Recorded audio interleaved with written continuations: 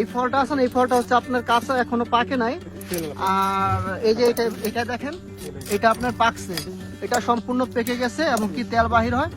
আর এটা সারাদিন পরিশ্রম করার পরে এই যে দুপুরের খানাটা যে ওনারা দেশ থেকে অনেক ভাই ব্রাদাররা আপনার মনে করেন যে পাম অয়েলের সম্বন্ধে, কাজ করার সম্বন্ধে মানে একটু আগ্রহতা জানার জন্য ইচ্ছা করছে, তো সেই কারণে আজকে আমি ভিডিও করতে আসলাম। তা আসলে আপনাদের এর পরিস্থিতিটা যদি একটু বলতেন।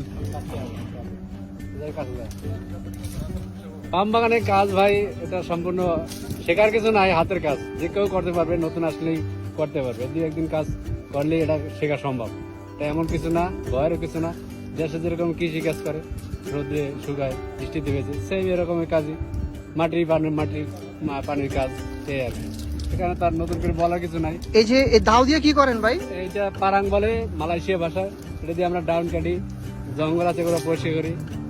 ফল কাটার যন্ত্র আছে আলাদা, ছোট গাছে যেটা ফল কাটে এটাকে পাহাত বলে, আর যেটা উপরে বড় গাছের ফল কাটে সাবিট বলে। তো আপনারা যে ফল বাগানে এই যে ফল কাটেন, এখানে এরকম কোনো বিপদের সম্মুখীন হয়েছেন কিনা? বিপদ, এরকমের বিপদের কোনো সময় নেই, কারণ কাজ করলে সব কাজে একটা রিস্ক থাকে, এটা স্বাভাবিক। কিন্তু কাজের ভিতরে তো একটা নিজের সতর্কতা অবলম্বন করতে হয়।